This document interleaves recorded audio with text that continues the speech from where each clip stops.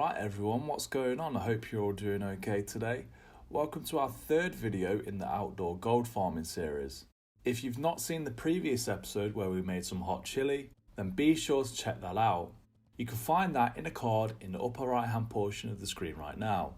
Alternatively, you can find a link to that video in the description below to this video. So anyways, let's get right into the topic at hand, shall we?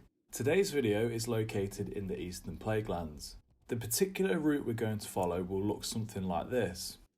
Alternatively, if the area seems to be contested, I would venture towards this route instead for a while before coming back.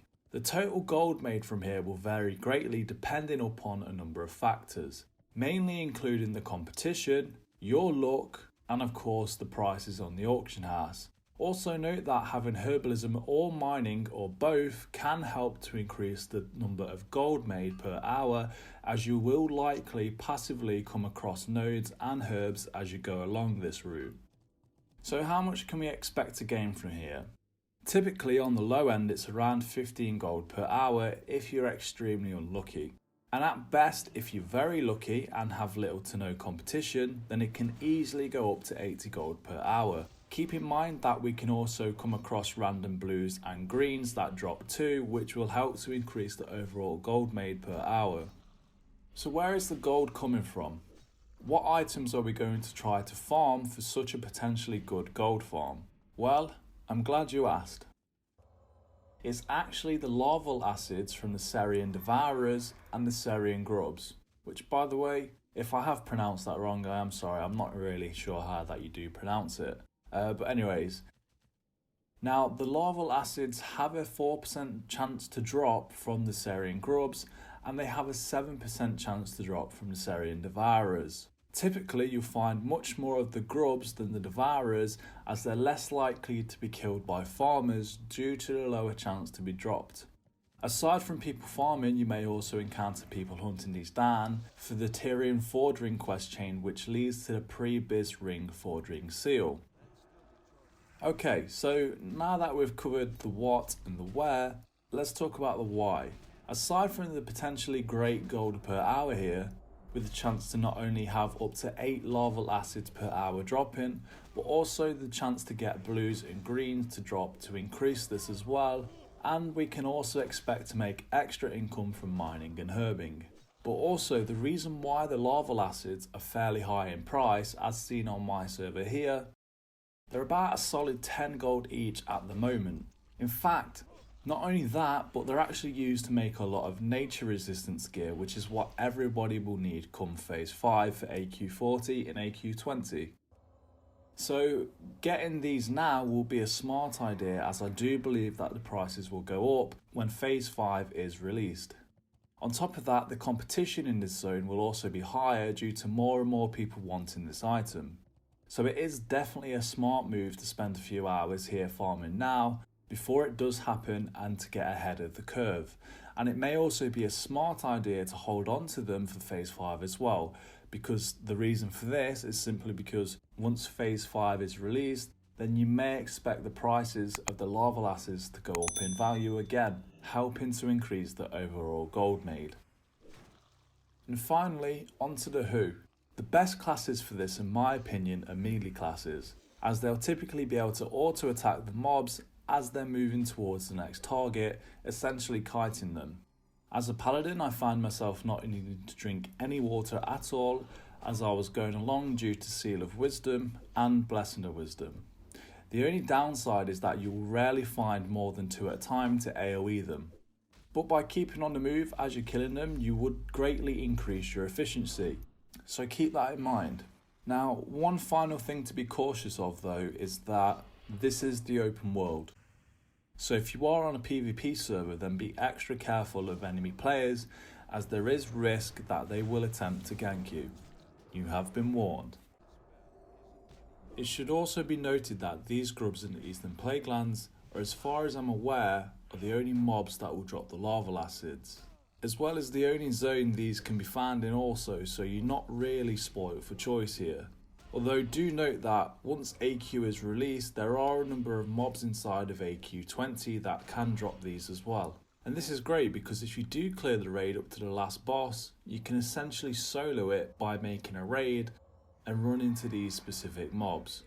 To be specific, these mobs that I'm talking about are the silicate feeders in AQ20. Unfortunately, I do not have access to a private server to show you this route, nor do I have experience with this method.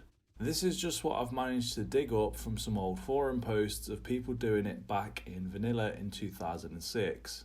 So, as much as I would have liked to included this route in for future reference, unfortunately I'm not able to do so. But just remember to come back to this part of the video when the time is right, when phase 5 is here, as this will likely be another great gold farm, due to the fact that it's not only inside the instance, so you could essentially have a level 60 ult parked here, but you could passively log in once every hour or so, or however long it takes for the mobs to respawn, and then go back and kill them over and over each week. Of course, the only difficulty lies in finding a group to down up to the last boss inside of AQ20 and having the raid disband so you can farm it. Unfortunately, I'm not sure you'll even be able to do this, unless maybe that your guild decides to clear up to the final boss and then went and logged off or headed to AQ40 instead and was planning to come back later, who knows. But in any case, the option is there if you need it. So let's take a look at what I was able to collect here from an hour's worth of farming on a late Sunday morning. The reason I'm being specific about the time and day is because by showing how much you can get with what appeared to be some slight competition can affect this farm. As you'd expect, the when is an extremely big factor here, since the majority of people wouldn't be at work or doing anything on Sunday, especially mid to late morning time.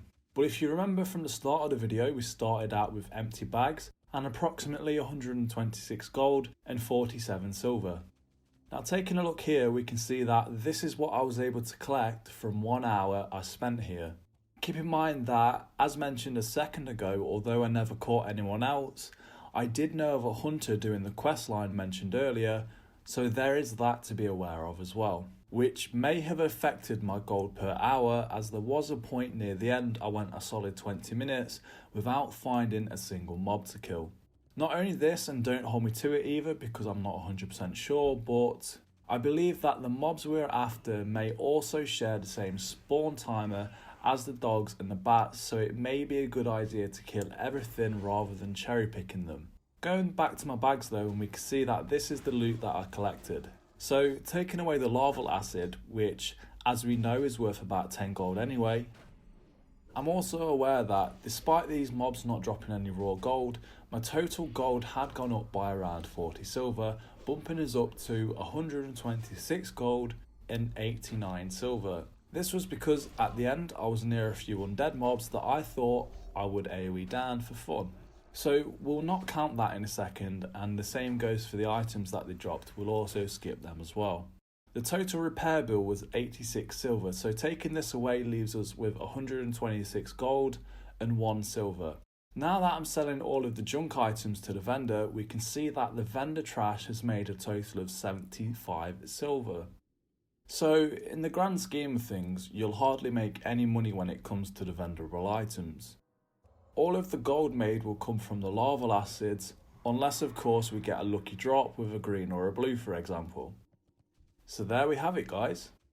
This is episode 3 of our classic WoW gold farming outdoor edition. If you've enjoyed today's episodes and would like to see more, then you can find the previous videos in this series in the same playlist as this one. Also, I'll link the same playlist in the end screen that should pop up any second now. Finally, I'd just like to say thank you for staying to the end of the video. If you have, then I recommend that you do subscribe to the channel and hit the bell icon to enable notifications for when I bring out new videos. Typically, I usually do have a new video every 3 days. So until the next time guys, see ya.